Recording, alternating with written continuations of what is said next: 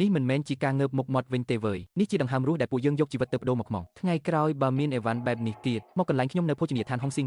មកខ្ញុំឲ្យថ្លៃមិនឲ្យឯងខាត់ទេណាចាំទុកទៅ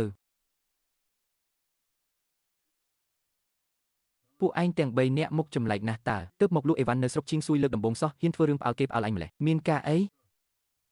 មកលក់អេវ៉ាន់នៅស្រុកឈីងស៊ុយមិនព្រមសុំផ្លូវម្ចាស់ស្រុកសិនលុយនឹងឯងកាន់មិនជាប់ទេវើយលក់ដាច់គួរសំដៅណោះរកស៊ីនៅស្រុកឈីងស៊ុយមិនព្រមសុំផ្លូវគេសិនសុំផ្លូវស្អីគេហាលុយនេះពួកអញយកជីវិតទៅបដូរមកណាទោះយកជីវិតទៅបដូរក៏ដោយក៏វានៅលើដីស្រុកឈីងស៊ុយដែរលុយនេះត្រូវឆ្លងកាត់ដៃអញសិនឯងសាកប៉ះបន្តិចមើលអាល្អិតឯងលក់អេវ៉ាន់ដាច់មែនតែឯងនៅមិនទាន់ឈរជើងជាប់ទេវើយឈរជាប់ឬមិនជាប់មិនបាច់ឯងមកប្រាប់ទេលុយនៅនឹងដៃឯងបើឯងមានយីអ៊ុនមកយកទៅអាចគួតលេងដៃឯងវើយបើឯងលេងដៃឯងនេះអាចនៅលើករួចឬអត់មិនដឹងទេណាពួកអ្នកភ្នំនេះដៃធ្ងន់ណាស់វើយម៉ាសានម៉ែសិនលើកនេះប៉ះចំដៃឯងហ៊ានប៉ះអញនៅក្នុងស្រុកនេះផងឯងហ៊ានលូកដៃអញហ៊ានកាប់យ៉ាងម៉េចហើយអំបាញ់មិញខ្លាំងណាស់តើម៉ាសានឯងថ្លើមធំណាស់ណោះអេវ៉ាន់ដែលហាងហុងស៊ីងទើបតែទិញសោះឯងហ៊ានមករ៉ារាំងផង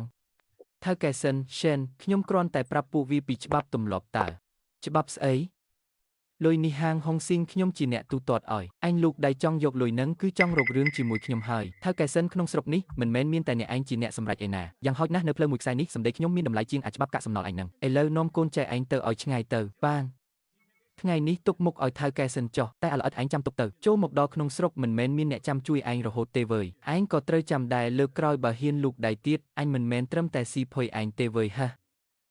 ឯងក្លាហានណាស់ដៃជើងក៏រហ័សតែនៅក្នុងស្រុកខ្លាំងតែមួយមុខអត់ប្រយោជន៍ទេណាខ្ញុំដឹងទើបខ្ញុំមកត្រឹមបញ្ជូនអេវ៉ាន់មិនមែនមកដណ្ដើមទឹកដីអីទេអូខេ3ថ្ងៃទៀតឯងយកអេវ៉ាន់មកមួយជើងទៀតមកបើអេវ៉ាន់ឯមខ្ញុំឲ្យថ្លៃមិនឲ្យខាត់ទេបើធ្វើការបានល្អទៀតចាំយើងជែកគ្នាបន្តពិតជាចង់ឲ្យពួកខ្ញុំយកមកទៀតមែនខ្ញុំមើលស្គាល់ទាំងអេវ៉ាន់ទាំងមនុស្សតែឃើញតែម្ដងមិនទាន់ទុកចិត្តទេតើ3ថ្ងៃទៀតខ្ញុំនឹងមកដល់អ្វីដែលខ្ញុំចង់បានគឺអេវ៉ាន់ដែលពិសេសមិនធម្មតាមិនមែនពឹងតែលើសំណាងចូលព្រៃនោះទេកុំបារម្ភអីបើខ្ញុំហ៊ានសន្យាខ្ញុំមិនឲ្យថៃកែខកបំណងឡើយ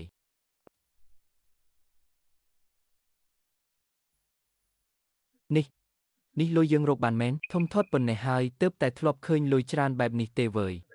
យកទៅ200អញធ្វើអីហ្នឹងអត់ទេពួកអញគ្រាន់តែតាមជួយតើមិននឹងអាចយកច្រើនម្លេះចូលប្រៃមិនមែនអញចូលតែអញឯណាលីអីវ៉ាន់ក៏មិនមែនអញលីម្នាក់អញដែរលុយនេះត្រូវតែបែងចែកអញ្ចឹងហើយថ្ងៃមុខនៅត្រូវធ្វើការជាមួយគ្នាទៀតបើគិតល្អិតល្អន់ពេកពីឡៅតើទៅមុខជាមួយគ្នាមិនរួចទៅវើយអញនិយាយការពិតប្រាប់ពួកឯងចុះលុយប៉ុណ្ណេះថ្ងៃនេះវាមិនទាន់ជាស្អីទេ3ថ្ងៃទៀតយើងមកម្ដងទៀតហើយខែក្រោយមកប៉ុន្មានជើងទៀតអានឹងបានគេហៅថាលុយពេញមុខហ្មងបងយីថ្ងៃក្រោយបងឲ្យខ្ញុំទៅណាខ្ញុំទៅនឹងហើយវើយមួយជីវិតនេះខ្ញុំផ្ញើលើបងយីហើយណាអញ្ចឹងកុំរុញរីទៀតយកលុយទៅយកទៅទុកគុតគង់គ្រួសារសិនទៅថ្ងៃក្រោយចាំតាមអញចូលជ្រោះហួយហ្វុងហើយវិញទៀតទិញអេវ៉ាន់មែន